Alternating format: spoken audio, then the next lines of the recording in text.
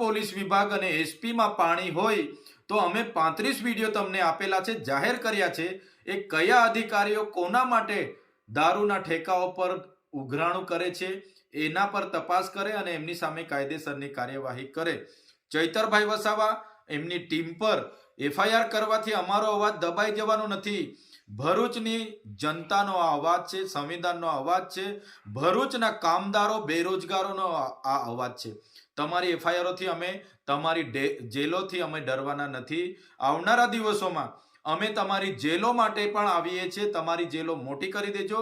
જ્યારે હજારોની સંખ્યામાં પણ જેલમાં બેસવાનું થશે ત્યારે પણ અમે તમારી જેલોમાં બેસીશું.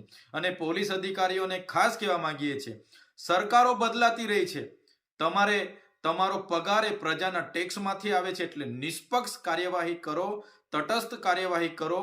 કોઈના ચમચાગીરી કરવાની જરૂર નથી.